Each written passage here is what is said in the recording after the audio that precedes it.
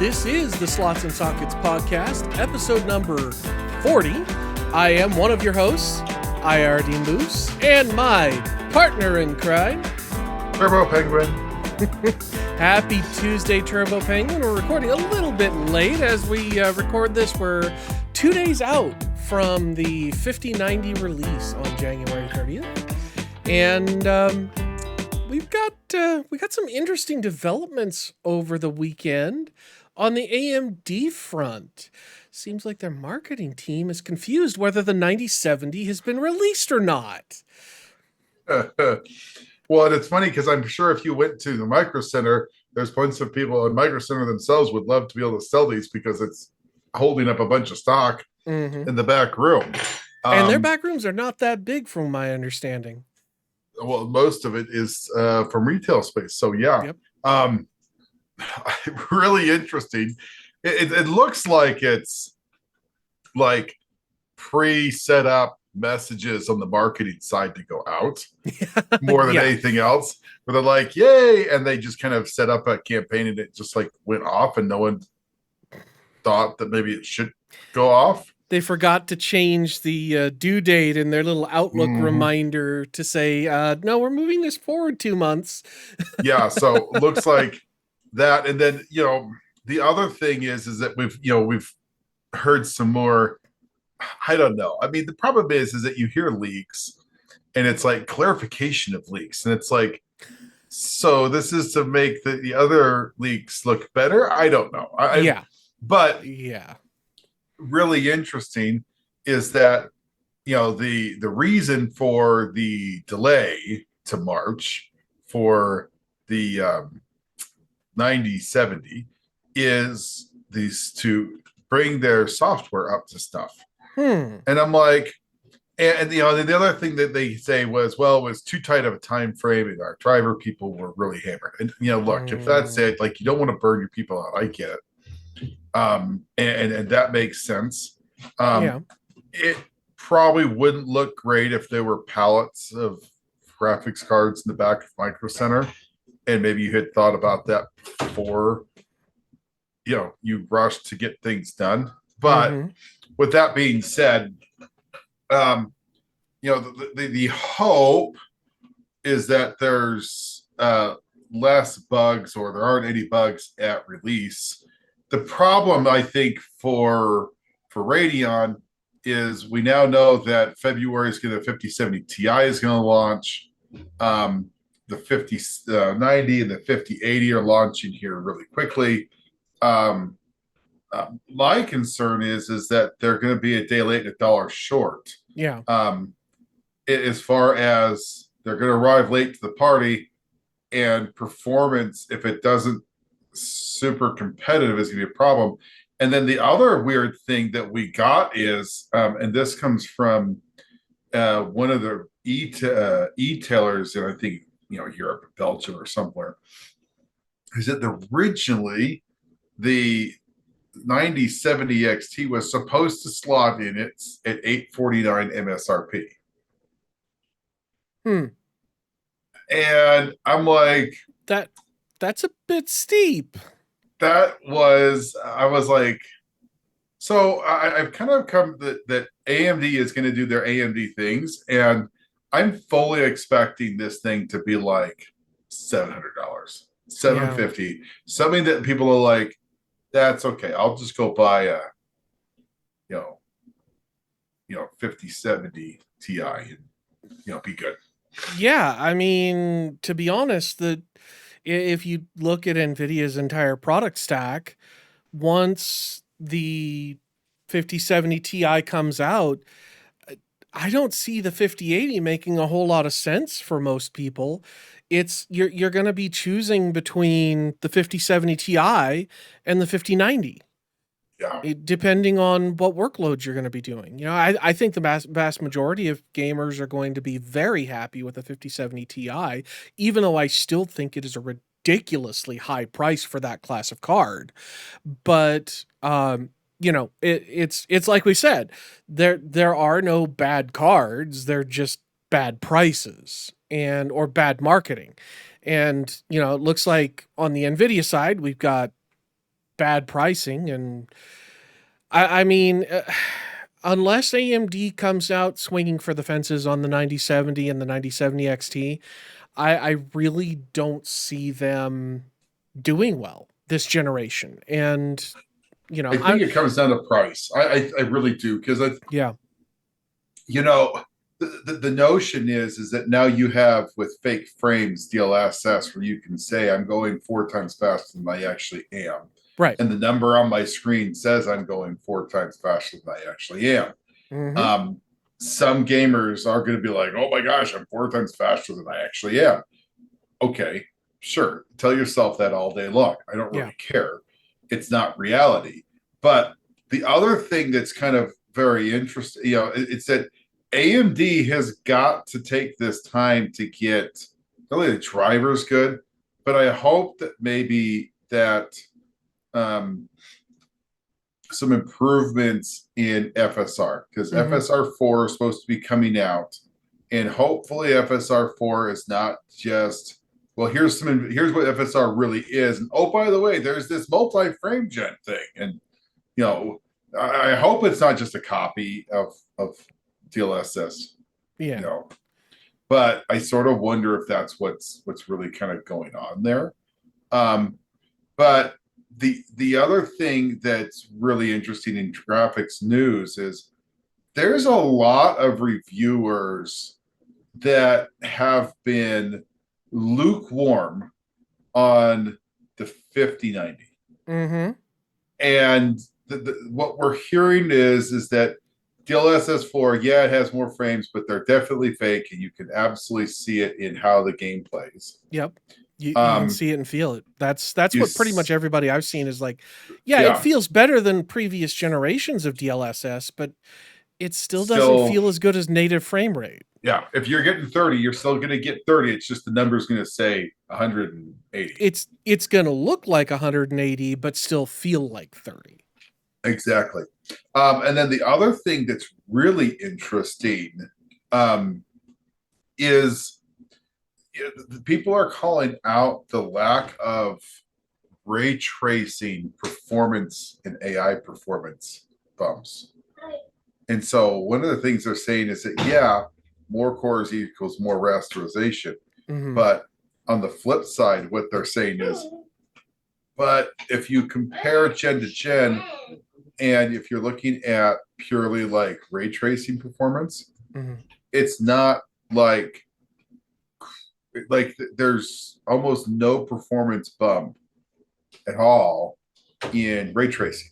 Yeah. And so I think what we kind of joked on it about the 4090 Ti, but I It's mean, really seeming that way. I mean, it kind of feels that way, yeah. that yeah, it's faster than the last gen. And yeah, there's a new feature, DLSS 4, and that's nice, but at the end of the day, it just feels like a slightly modified version Yeah. of the 4000 series. It Well, doesn't yeah, feel.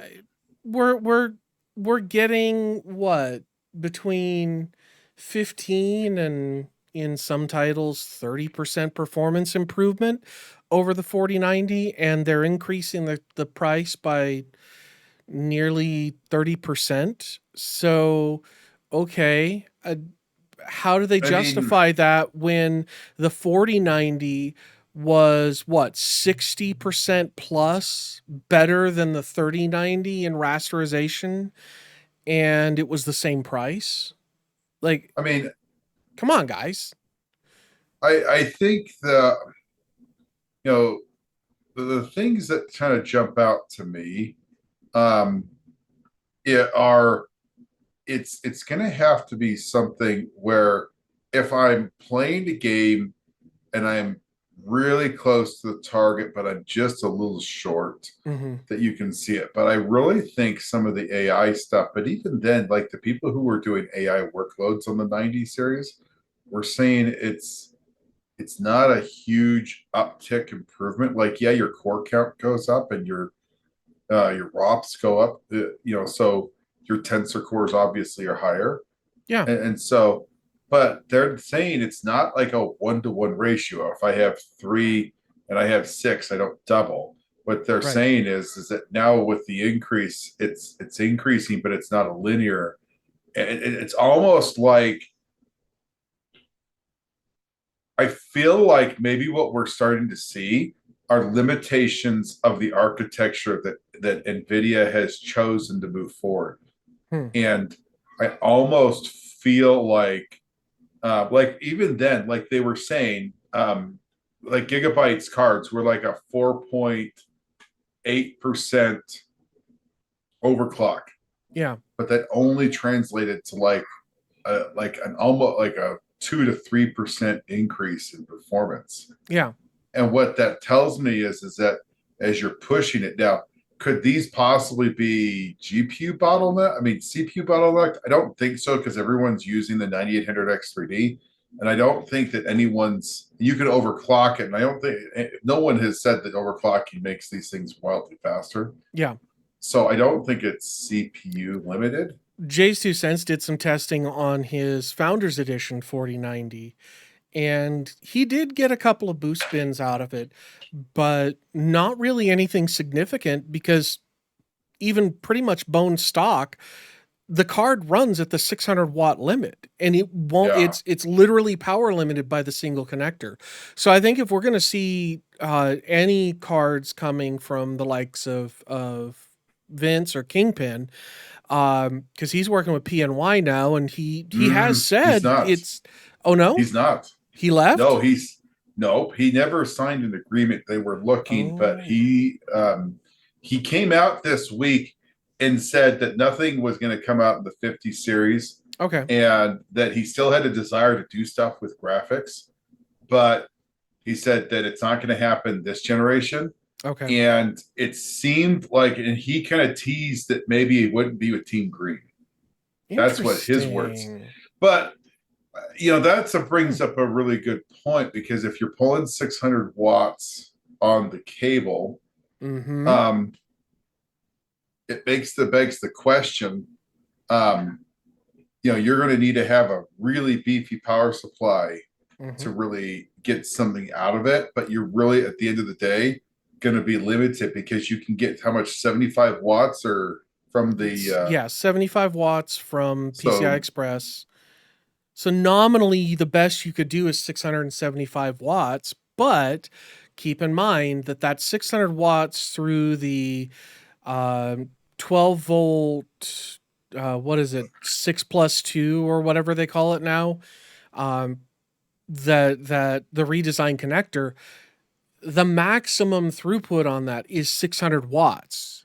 That is the amount of power that goes through it before things start to melt, at least based on the specs that I've seen. And so, you know, that's the thing that baffles me about the 5090. Why didn't Nvidia ship it with two? 5080 I could see because, that's, we're talking about a 450 watt card, 500 watts. You got headroom there. But 5090 with one connector and it's coming I in 25 watts below, like the I heck. wonder. It's interesting because nobody has ever put two of these connectors on these cards on Mm-hmm. a retail card you could buy. Yep. It makes me wonder, A, why, and B, if there is some form of limitation where NVIDIA says you can only have one connector. I wonder where that is because one would say if I was having melty issues and I thought it was because I was putting too much power through one cable that I would do two cables and that Mm-hmm. would fix my problem. Yeah. I think that also sort of gets away from the notion that they wanted it to look something because the 12 volt high power 12 volts nice because I think the they were notion is that like a 90 card they were looking at having four 8-pin connectors to do the Yep. same workload. Yeah. And it becomes hard, especially if you were to put all four on a single rail, and that rail was only like a low amped rail. You could run into some issues with it actually pulling that much. So pulling it off onto its own separate rail and having a separate amount of power assigned to it made a lot of sense from power manufacturers, I Right. mean, from the motherboard. And but I don't know. It just seems like uh, I think the marketing of Nvidia showed how good they are at marketing. Yeah. And people were Yeah. super excited about it. And I think by the time you get reviewers, I still think people are excited, but I think that maybe the temperature has cooled off. Hmm. And I think people are maybe hopefully seeing this for what it really is. Yeah. I don't think it's a bad card. I do think, in It's the my fastest card on the opinion, planet. I mean, come on. I think it's probably, in my mind, it's too expensive. Yeah. But but I'm sure there are plenty of people who will find value in it, and that's great. Um, Sure. it will be very interesting to see where 9000 series slots in, Hmm. um, unless it's a lie. How bad that would be for AMD to, like, okay, so these cards aren't going to work. You want to talk about shooting yourself in the foot? Like, if they want to guarantee they're not going to have any UDNA sales, then yeah, they could completely flub this release. Well, But see, you brought up an interesting point that I actually would like to circle back to, because you mentioned that the AI folks that are looking into this are saying that the 5090 really isn't giving the performance they were talking about. Now, think about what happened with crypto mining. GPUs were the hot thing. You couldn't buy a graphics card during the start of the pandemic, not just because of the scalpers, but because everybody was buying them up to do, they were buying up 1060s and 2060s and then later 3060s, which is why Nvidia came out with the light hash rate. I wonder if the same thing is happening on the 5000 series, where we're starting to see other technologies eclipse Nvidia's capability to do this sort of AI processing very quickly. Um, and I'm starting to wonder if we might see all of a sudden AI AI specific ASICs come to the forefront that supplant NVIDIA's GPUs in terms of performance, just like they did with crypto. It's entirely theoretically possible because it's matrix math. It's just, you know whether or not somebody's willing to design the ASIC to do it. So, we might see these prices drop through the floor because all of a sudden Nvidia can't sell the cards. Now, does that mean that these cards wouldn't work well, to do basic level AI development on a desktop? Not necessarily. I mean, they may still have a home for that, but I would bet you as soon as somebody clever comes out with an ASIC that specializes in AI, Nvidia's dominance in AI is probably going to go out the window, just like it did with crypto. well, if you look at the AI, if you look at some of the people who are doing AI benchmarking, Hmm. it's really interesting. There are AI workloads specifically that do better with a Radeon card. And Hmm. there are workloads where the 30 series outperforms the 40 series. Hmm. I wasn't aware of that. Um, I do, they're few and far between, and they're not common. So that's not a broad statement. That's a very unique statement in some of these reflections. But I think one of the things we're seeing is that some things, the workload, if you have a very specific workload, um, there are cards other than, the current latest greatest generation that might still be really good. I always saw one where the 3090 beat the 4090. Hmm. I don't know why that is. I'm sure there's a reason behind it. But if you're doing that, you just got to do your research to see where that is. In general, the 5090 is faster. Yeah. I don't think it's linear. we Yeah. have X number of cores and we have 40% more cores. It's not a 40% linear across the board, performance increase. Yeah. But I think the benchmarks we've seen to date kind of prove that out too. Mhm. Is, when you compare just raster performance, you're not seeing that linear progression in performance. But I mean, the old adage of throw more cores and throw more power out at that Intel was using does help, but I'm really wondering if this generation is just kind of a stopgap. If Nvidia pushed this out because they couldn't do anything else. I wonder, it'll be interesting to see if the next generation diverts from, in some aspects, this design architecture, because Hmm.